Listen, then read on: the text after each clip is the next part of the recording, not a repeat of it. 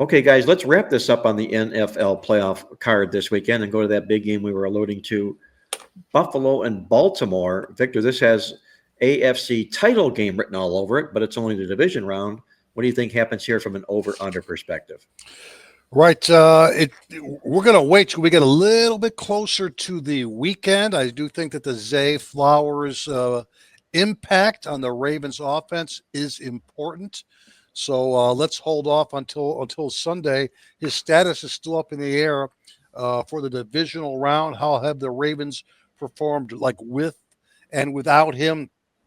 The Ravens are 27-10 straight up during the two seasons. Flowers has been inactive now just twice. Week 18 last year against the Steelers. Baltimore lost the game 17-10. Don't forget Lamar Jackson also sat out in that contest.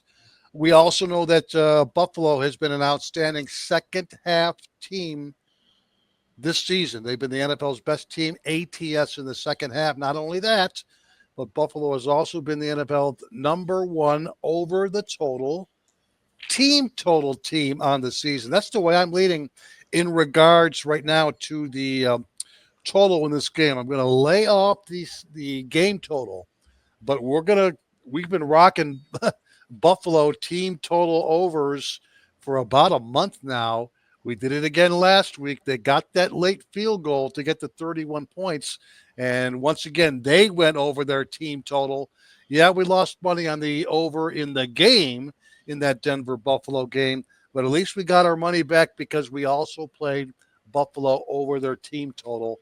And put me down for that one. Buffalo over their team total this game. I think they get to 24 or more points pretty easy. Right now, I got it right around 23.5 for the Bills. So Buffalo over their team total at home. Team total play from Victor.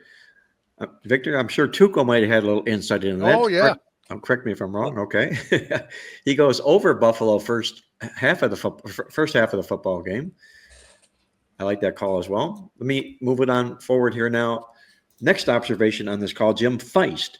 Jim, have you heard any rumors or inklings about Zay Jones here so far? The number looks like they don't know what they want to do. This game's sitting pick 1.5. And if he does play, it's going to, I'm sure, go to Baltimore 2.5. If he doesn't, it'll go to pick and Buffalo 1. What's your take on the Zay Jones situation, and how are you going to approach this game? You mean Zay Flowers? Zay Flowers, I'm sorry, yes. Flowers, yes. No, I don't. But I have been following some of the wise guys out here, and they're really mixed on this game. We hit Buffalo opened favorite. Ravens went to the favorite. When the game opened, I did take the Ravens in a teaser because I got 7.5, and I put them with a couple other combinations. That doesn't mean I like the Ravens to win. I just thought it was an optimal play to do that. I like the over. I think that the Henry issue is not looked at enough. Since they moved him out and they spread their offense, he has been he's a monster. The guy is a freak of nature. 1,900 yards rushing this year. And, of course, mix him in with Lamar and his running ability. And Lamar's not that bad a passer either. I don't think he ever gets the real credit for what he can do there. This is a good football team, and they did play earlier this year. Defensively, I think there's holes on the Bills team that can be taken advantage of. And coach-wise, I'm going to go back to the Harbaugh name. I do favor the coach. I cannot fault anything about Josh Allen. He's an amazing player. He carries this team a lot. Everybody talks about him being the most valuable player, and he very well might be. He's amazing. But their defense has been hurting, and since Milano is the same situation as Dean in defensive play caller, he missed a lot of time. Since he's come back, his grading has not been anywhere near what it was. Like, for example, Pro Football Focus, I think it is great, has graded him as 162 since he returned. He was up at the top 5 before he went out. So that's a big fall off on the defensive side of the ball from your captain, your defensive captain. So I think there's a big edge to me in all those factors to Baltimore. I'm not going to go play Baltimore as a favorite on the road in Buffalo. I think it's a very difficult situation, but I do like the over. And when I had the optimal teaser getting 1.5 plus 6, 7.5, I took it, but it's not there anymore. It's because Baltimore has gone to the favorite. Well, Jim's going to wait and see what happens there. He may push his position a little bit more depending upon the Zay Flowers situation and the line movement of the football game. Tony Mejia, big battle here. This could be an AFC championship game, like I mentioned before. These two football teams might be, along with Kansas City, the three best teams in the AFC. What do you think happens in this game? Yeah, update from 2 hours ago for our listeners. Wednesday afternoon, every Raven practiced except Zay Flowers. So that's not a great sign. But it really, if he's limited on Thursday, there's a good chance he gives it a go. It's obviously going to be a burst thing. And it's not going to help, I think, that it's going to feel like it's -10. And it really depends to me on whether I'm betting the over, which I would agree with. I think everybody that has spoken thus far, that's my lean. But if it's windy, if the winds pick up and it's a nasty Buffalo night, then we may just see a rugby match. And I personally don't mind that because there's not two quarterbacks that I'd rather watch play rugby than Lamar Jackson and Josh Allen. But we will see how that transpires. Like I would probably, I know what I'm doing with the side regardless, but total wise, I'm going to wait to 6 p.m. on Sunday night and see how the weather is actually shaping up. No reports of snow, just that it's going to be -10 and feel like it's just going to be 10 degrees and feel like it's -10. So certainly being without Flowers would be not crippling for Baltimore, but it really knocks everybody else down a notch because they use his speed to open up holes in opposing defenses. Buffalo, if you love the revenge factor, there's no bigger revenge than having your ass handed to you the way they did earlier this season by Baltimore. It was early in the season, but they lost 35-10. Derrick Henry rushed for 199 yards, and they got outgained 427-236 for their first loss of the season. And a little dose of humility, maybe a little bit of I told you so for some people that thought that Buffalo would maybe take a step back, which didn't happen. So they certainly recovered from there. Baltimore has really worn down teams, and I'll throw away the playoff game because that was over at halftime. But from weeks 15 to 18, the wear you down factor really came into play with Derrick Henry and Lamar Jackson just chipping away, and then offensive line eventually making grown men quit. And I believe the number was 66-21. Them outscoring opponents in the second half. There were some dogs in there, but a big Pittsburgh game. Philadelphia went toe-to-toe with them and won that fourth quarter in their 24-19 win. And since that game, they've been lights out. So I think I'll save my pick on the game for my 1 minute. But certainly just an update on the Flowers thing. Doesn't look great at the moment. And certainly this is the game of the weekend. Andy, Tony says that it's going to be 10 degrees playing time on the field, -10 below. I heard there's an opening for a sideline reporter. Should I put your name in for that? No, because that would mean I'd be missing watching the other game played that day. Okay, I understand. Nothing. Yeah, to do that's with the reason. Yeah. Okay. 10 degrees wouldn't bother me. Look, I was at a game. It was the year after the Jets won the Super Bowl. And they hosted Kansas City in a wild card game, and I think the wind chill was like -13 degrees or something. Stay to the bitter end. Oh boy. So that didn't bother me. And you're only a few years older, so it shouldn't really matter. It shouldn't matter now. But in this game, I'm going to throw this stat out. Now, Baltimore did play a somewhat more difficult schedule than Buffalo, but for the season, including the playoff games, the average points scored, Baltimore 30.3, Buffalo 30.9. They both allowed exactly 20.8 points per game. I mean, you can't get much more even in that statistic than these two teams show. And a lot of it has to do with, as well, this game being a pick'em. Buffalo has really been extraordinary this year, beginning with their I think it was game number 7 against Tennessee. They scored 30 or more points in all but 2 of their remaining games. 24 against New England in a comeback from behind loss after they had already clinched the division, and then that loss in week 18, 16 against New England. So this team has been just as hot. Baltimore's been just as hot offensively. They did have a couple of games in the second half of the season where they scored under 20 points, 16 and 19 or something. So I do like the over in this game because the offenses are the strengths of both teams. Jim talked about the Buffalo defense, and it hasn't been as strong as it has been in the past. But the Baltimore defense also. Baltimore has been known for being one of the top defensive teams in the league. That had not been the case this year as much as it had been in the past, although some of their defensive secondary play has been somewhat better. I do like Buffalo in this game.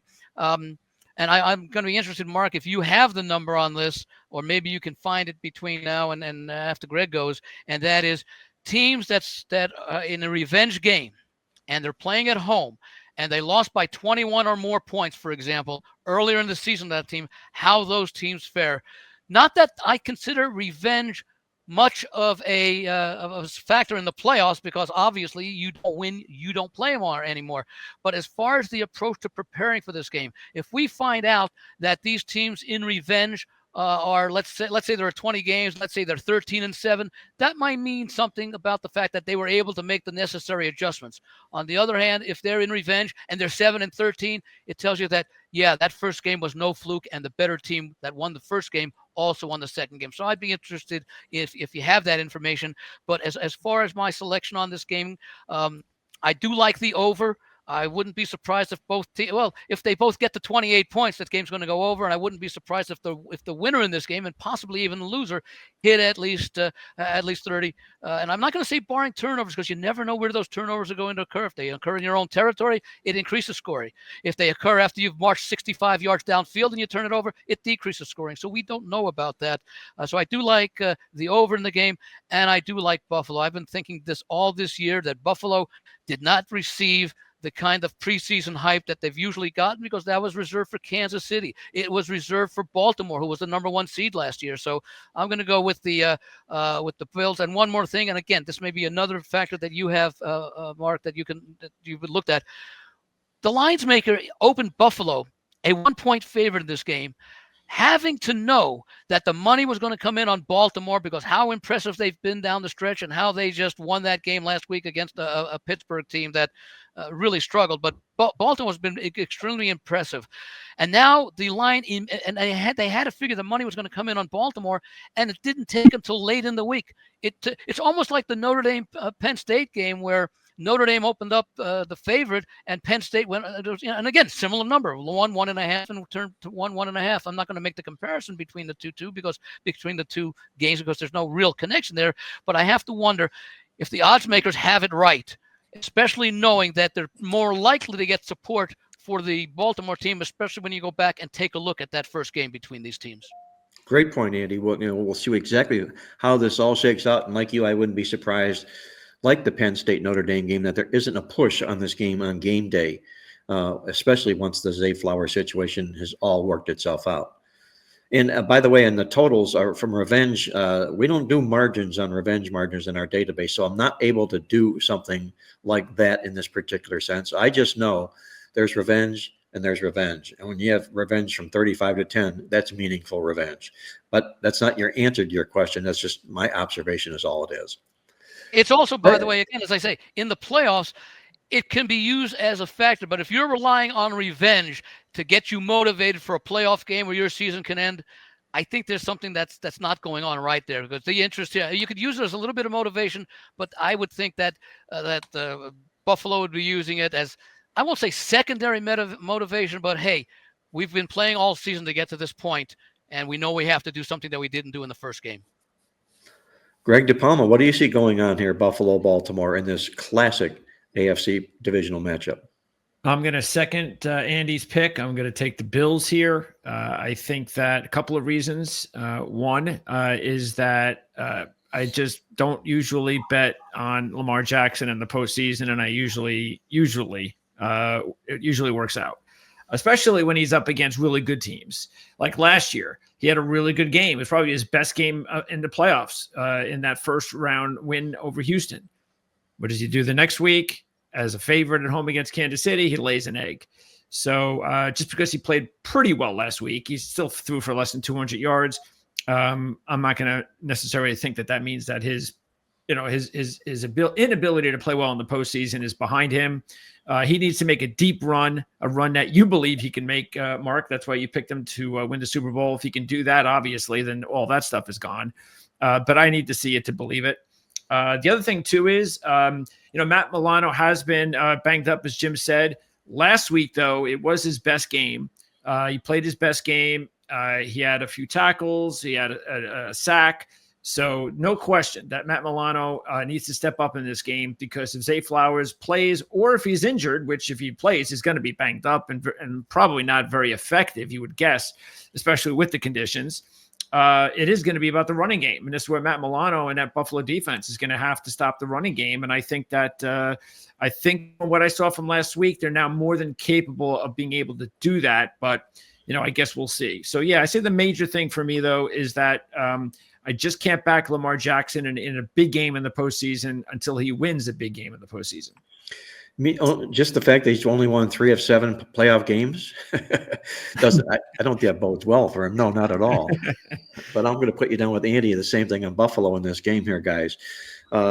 Before I get to my side in this game, I'm going to lay this out here. One of the couple of reasons I got the Baltimore here was, number one, they were playing so great season-ending momentum, and they were the only team that had out-yarded every team they played, other fellow playoff team. In fact, they're now 11-0 in the total yards against other playoff teams, and they win those games by an average of 124 yards a game. As dominant as any team is statistically, the Baltimore Ravens, they check that box. My concern for this football game for Baltimore, though, is this. You're laying points into a Buffalo Bills football team that nobody should be laying points into Buffalo against. This is a Buffalo football team that they've undefeated at home so far this football season here. They've 11-0 to the 8-3 strip, 11-0 to the spread. Well, that's Baltimore, I'm saying. Buffalo here, coming into this game here, 15-2 straight up in the playoffs when they have the better win percentage, which they do. Coming to this particular contest here. And by the way, they weren't a home dog this year, were they? No. So they haven't been a home dog since 2020. A long, long time between drinks of water for this team. Yeah, 9-0 at home this year, favorite every football game. And remember, we talked about the fact that I think the best thing for Baltimore to make a run would my analysis would be that they would be the dog, that they would be sort of take that role of, oh no, we knew they were going to go on the road to play Buffalo and Kansas City, but now they're the favorite again. It's like I just don't think this is the good role for them. I think they're just in much better shape if they were considered the dog and everybody's picking Buffalo. And that's another problem that I think you just made a really good point on again, Mark. Well, when you find teams that have better records and they're underdogs in games, that sort of wakes teams up. What are we doing the underdog? We're the better football team. And I think to a man, Buffalo feels they're the better team here. I think the bottom line to me is I know that Baltimore's been in this run 5-0 straight up in ATS coming into this football game the last 5 games. But you don't lay points in Buffalo. They're just simply too dangerous, and they're too motivated with that nasty revenge. I'm going to play Buffalo in this football game as a hedge against my Super Bowl prop. And I feel like if I can win Buffalo, especially get Buffalo as a dog in this football game, who knows what happens where it falls. But nonetheless, I'm going to hedge Buffalo in this game because I like it as a handicap and also hedging my prop play. So put me down on the Buffalo Bills.